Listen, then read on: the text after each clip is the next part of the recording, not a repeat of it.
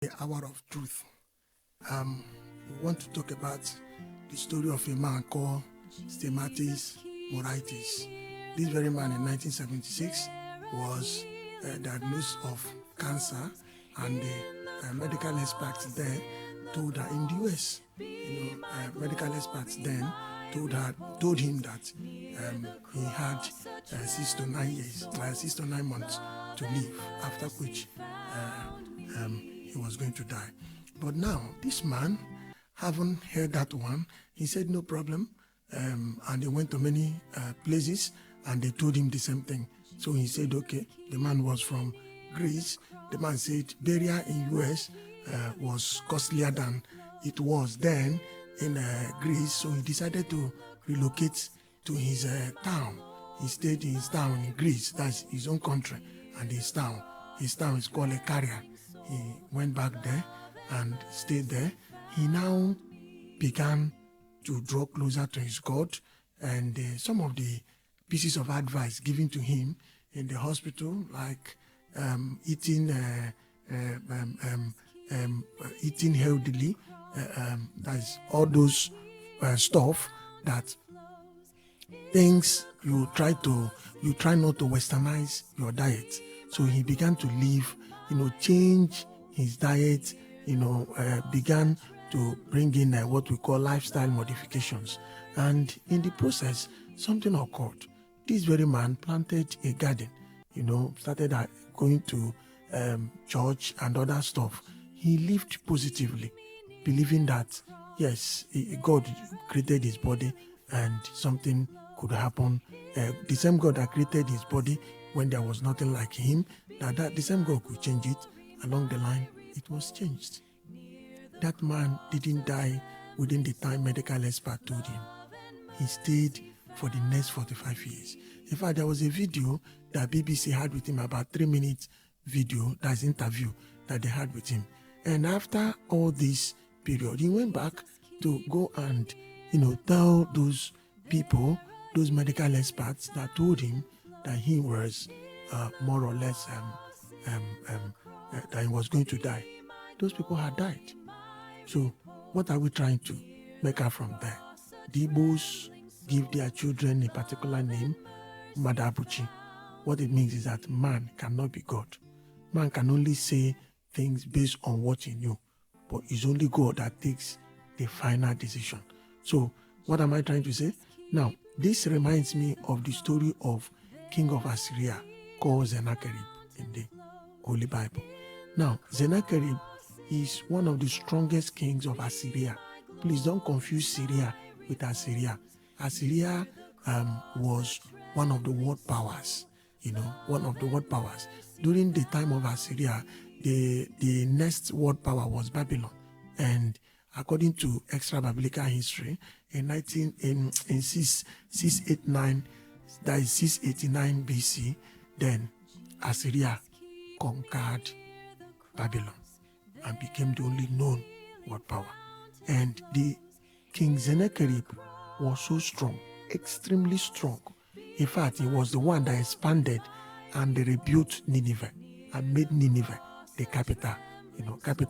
Nineveh is the capital of Assyria. So what am I trying to say there?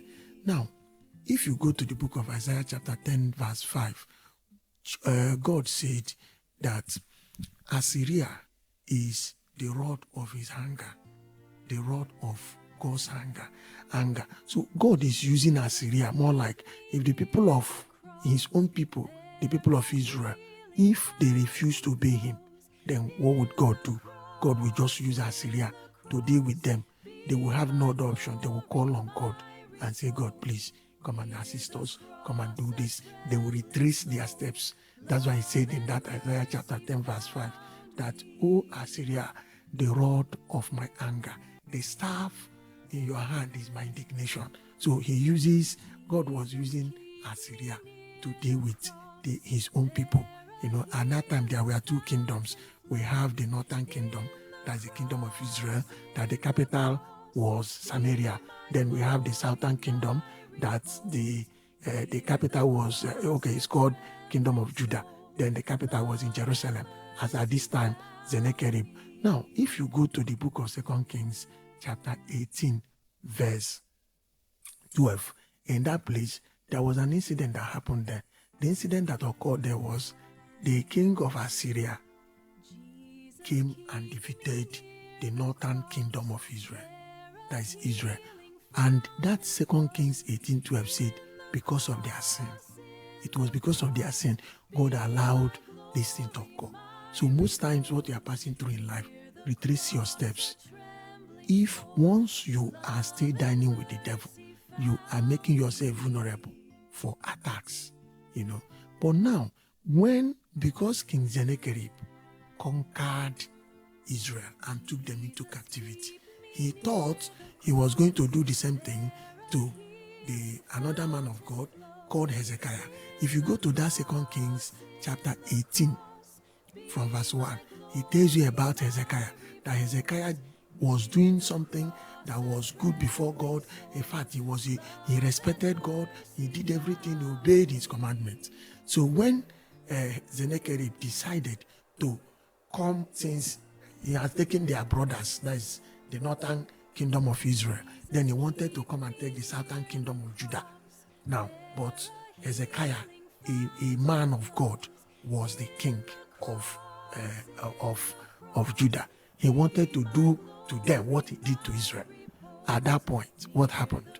God now said, oh, this man, because I just gave you opportunity to be doing all these things, because indirectly we are working from. If you go to the book of Isaiah chapter 45, God said, I create light, I form darkness, I make, that is good things, I bring them, I also bring the bad things.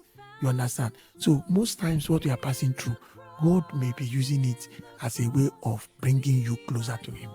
So now, but the funny thing is that Assyria, Sennacherib, did not know God was just using them more like a check on his people, the northern kingdom of Israel and the southern kingdom of Judah. Now, what he did was a very simple thing. He decided to come and attack Judah. At that point, we all know the story. If you go and read that 2 Kings chapter 18, he came in. In fact, if you start from 17 of that 2 Kings chapter 18, you see where he sent people. He insulted the God of Israel, the God of Judah. In fact, he blasphemed God. He said all sorts of things. He got angry.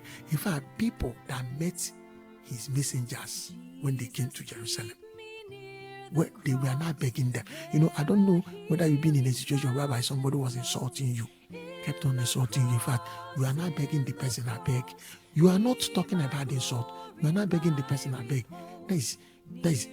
You are not getting shame based on people around, not because of what that person is doing to you. You said, even if you want to slap me, why not take me inside the room and slap me?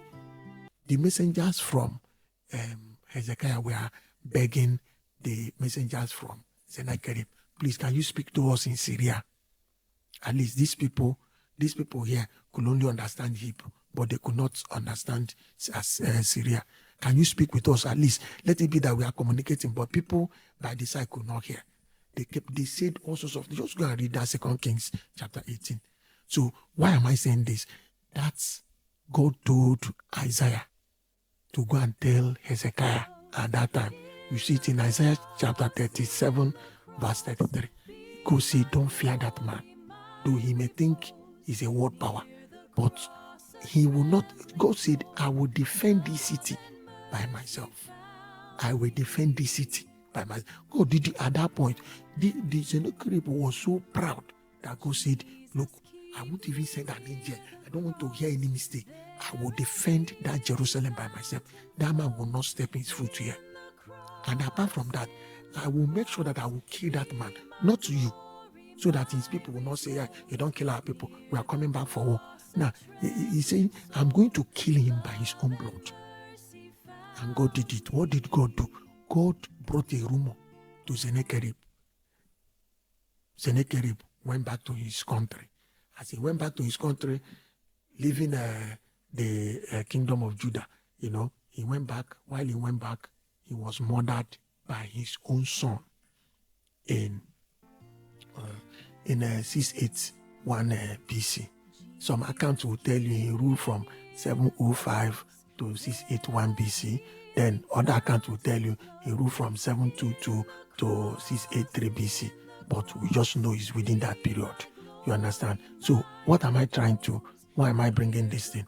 This man I gave you the story, the Stemmatis Moraitis, he did, in as much as the medical experts told him something, he accepted it.